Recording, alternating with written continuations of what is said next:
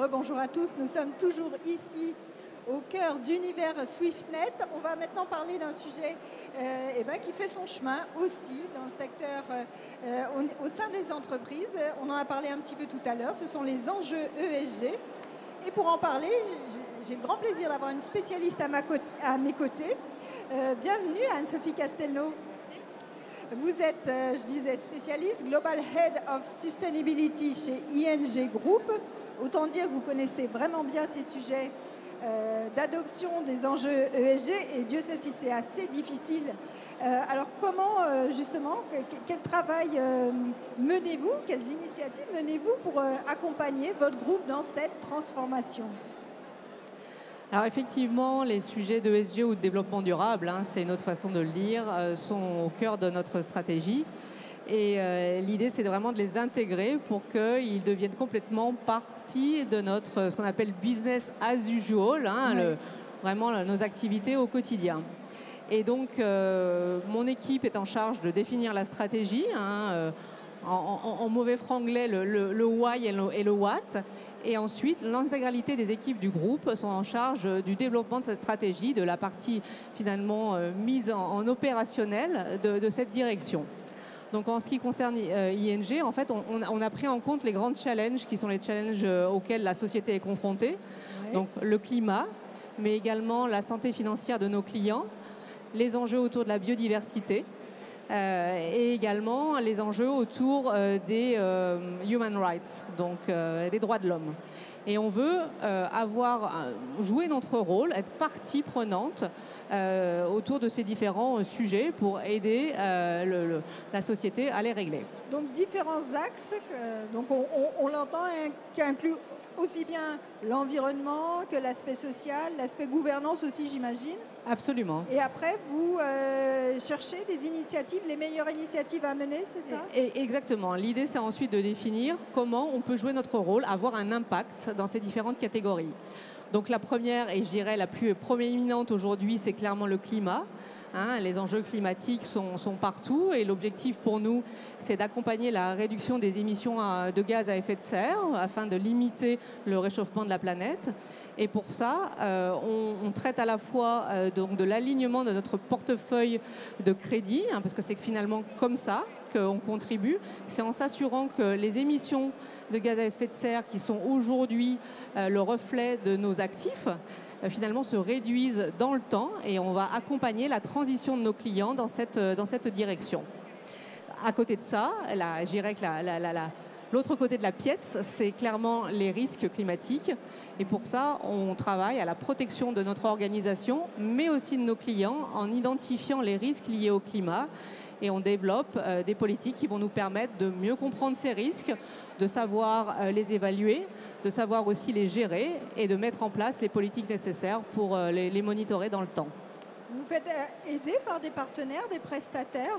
Alors effectivement, on ne fait pas ça tout seul et on ne peut pas être, entre guillemets, réussir tout seul. C'est vraiment quelque chose avec sur lequel on construit des coalitions. Bien sûr, on travaille avec nos clients. On veut comprendre quelle est leur propre stratégie et leur permettre d'accélérer cette stratégie. Mais on travaille avec nos pairs.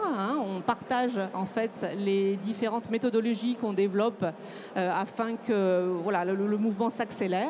On travaille avec des consultants, bien sûr, mais on travaille aussi avec les gouvernements. On travaille avec l'Union européenne, avec les Nations unies pour faire en sorte que l'industrie financière puisse accompagner ce mouvement le plus rapidement possible.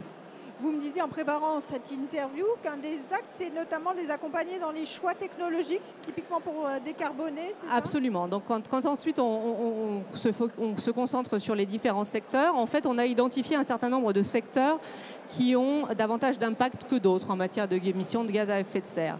Donc il y en a 8 dans le monde des grands corporates et puis il y a également le sujet des prêts immobiliers.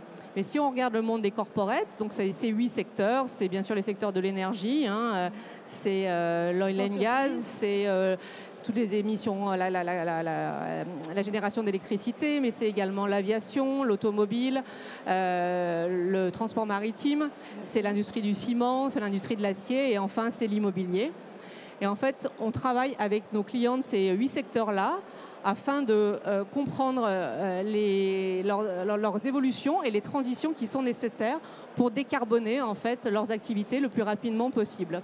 Donc effectivement, on a des spécialistes de chaque secteur qui sont capables de discuter et sur la base donc de ces forums qu'on met en place avec nos pairs et des consultants, comme je disais, on essaie d'identifier quelles vont être les technologies qui, demain, seront celles à favoriser pour permettre cette transformation de l'industrie. Donc, c'est des choses qui avancent très bien et on a récemment clôturé tout un travail avec l'industrie de l'acier, par exemple, qui a été une industrie très problématique, et avec un plan d'action très clair et une feuille de route qui vont permettre aux entreprises d'investir dans la direction, effectivement, d'activités moins carbonées qu'aujourd'hui. C'est important, on le devine, parce que les transformations liées à l'ESG, c'est aussi des coûts. Donc l'enjeu et l'importance des banques stratégiques d'être aux côtés des entreprises dans ces moments-là. Absolument, parce qu'en fait, il y a une accélération des investissements nécessaires pour permettre cette transformation et on veut jouer notre rôle. Et les banques ont clairement un rôle clé pour faciliter cette transition. Donc c'est à la fois effectivement dans l'accompagnement de la réflexion et le conseil, mais ensuite simplement dans le financement de toutes ces activités-là. Et il faut se rendre confortable avec ces nouvelles technologies. Donc ça veut dire effectivement avoir les équipes risques qui sont capables effectivement de former un avis sur de nouvelles technologies autour par exemple de l'hydrogène, autour de la capture du carbone, qui sont des industries encore en développement, des technologies en évolution, mais pour lesquelles effectivement il faut à un moment donné, avec les experts, arriver à prendre une vue et à supporter ces évolutions.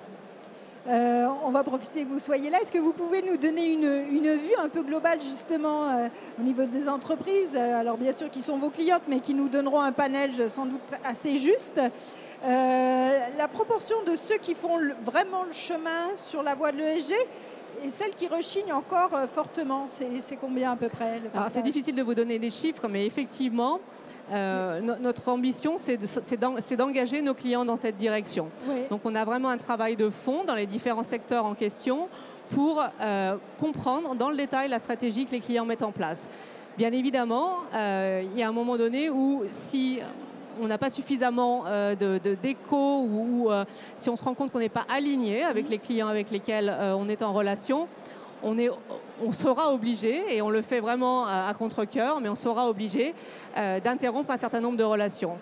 On n'est pas du tout sur le principe d'une politique d'exclusion, mais c'est vrai que par exemple, en 2015, on a décidé d'arrêter de financer le secteur du charbon. Parce que ce n'est pas une industrie qui nous permet d'être confortable en termes d'émissions, de réduction des émissions de gaz à effet de serre. De la même façon, on a suivi les conseils de l'Agence internationale de l'énergie et on a décidé de ne plus financer de nouveaux projets de développement de champs pétroliers.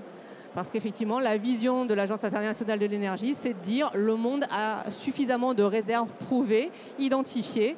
Et donc, arrêtons-nous là, consommons ce qu'on a à consommer parce que les énergies renouvelables, le nucléaire ne nous permettent pas de subvenir aux besoins des citoyens.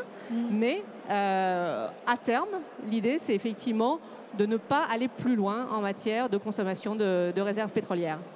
Donc c'est accompagner les entreprises à se transformer, exclure aussi pour des secteurs évidemment directement exposés. Juste pour terminer, c'est 20-30%, c'est ça, les plus réticents Ça va dépendre des secteurs d'activité. Il y a des secteurs qui sont plus en amont, plus en avance, qui sont plus dynamiques, qui ont déjà pris un temps d'avance. Il y en a d'autres qui mettent plus de temps et pour lesquels c'est plus difficile, effectivement. On vous souhaite bon courage sur ce chemin. Merci beaucoup. Merci à vous. À très bientôt. Merci.